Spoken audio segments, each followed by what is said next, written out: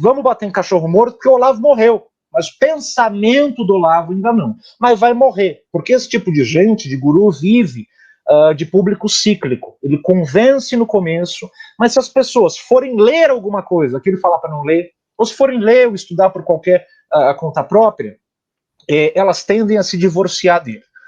Todo guru é assim. Todo guru é assim. Por isso também que ele tentou fidelizar por 4 ou 5 anos o curso de filosofia dele.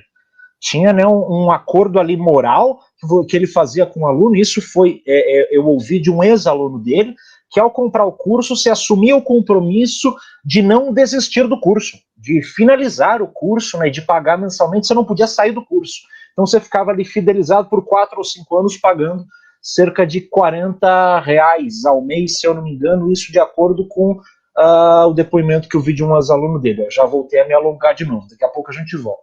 Toca o barco aí, que já tem até print na tela. Primeiramente, que sonho, né?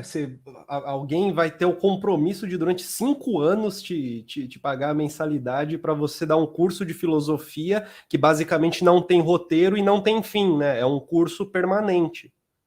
É quase como se a gente cobrasse para as pessoas entrarem na janta filosófica para ver a gente falando, e como se a gente pedisse que as pessoas pagassem a mensalidade para entrar por pelo menos uns 4 aninhos, porque evidentemente que um homem de fé é um homem corajoso, é um homem responsável, né?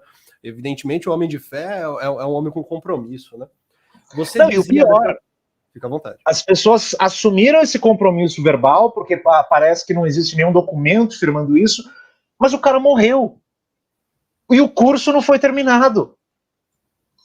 E o cara morreu de uma doença que não existe. Ele morreu falando que cigarro faz bem e que vacina não.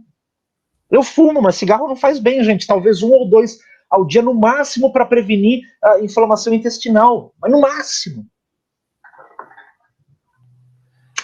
Nesse texto do Júlio Canhada... O Caio já Canhada... acende logo o segundo para prevenir a inflamação intestinal. Não, porra, é claro que o cara é preocupado com a sua saúde intestinal, né, pô? Olha... Vai lá. Não, na verdade, só deixa eu falar do Júlio Canhada, tem a ver com o ponto do Caio. O Júlio Canhada publicou hoje esse texto no site da revista CUT, Onde Está o Olavo de Carvalho. E o ponto dele tem muito a ver com o que o Caio falou, que é a centralização de que o acesso à verdade da filosofia não se dá através de instituições, mas pode se dar de maneira direta, ou seja, indivíduo e filosofia, e não indivíduo, universidade e depois filosofia.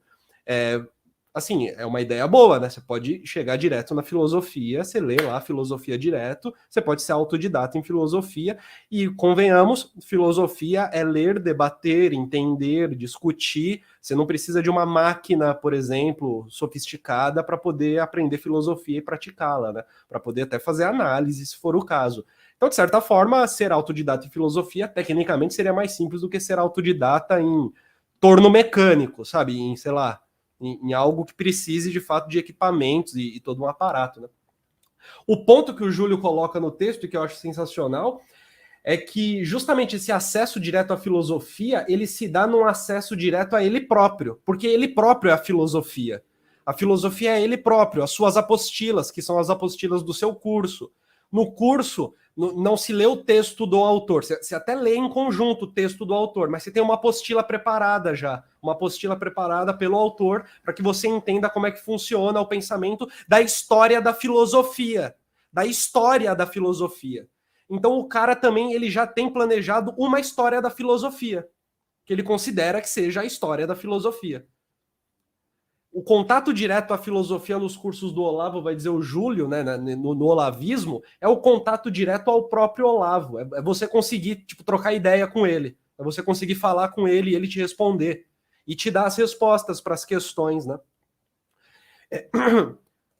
Vai lá, Guilherme. Tinha perguntado quando conheceu o Olavo de Carvalho, né? Assim, eu lembro que eu tinha uma amiga na faculdade que ela falava que ela gostava muito de ver o Twitter do Olavo de Carvalho.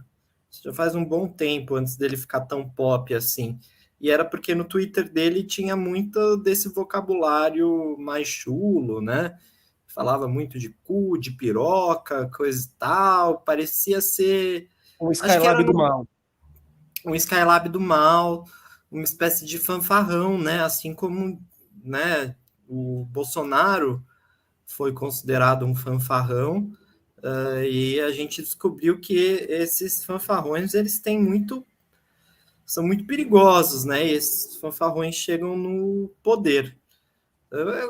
E talvez esse vocabulário dele de cu e buceta também faça parte do marketing dele, né? Do marketing que ele fazia para atrair ali algumas pessoas que poderiam, no primeiro momento, achar engraçadinho, achar, não sei, um certo humor ácido, politicamente incorreto, e que depois poderiam ser convertidas, né? A seita olavista. Eu acho que é bem isso que o Caio falou, é uma seita, né? Porque os alunos não tinham nenhuma possibilidade de questioná-lo. Ao contrário, ou eram expulsos ou eram deserdados e passavam, inclusive, até alguns ex-alunos dele passavam a ganhar apelidos difamantes, né? Então, ele representava bem essa figura de guru, né? No entanto, o que ele propôs como teoria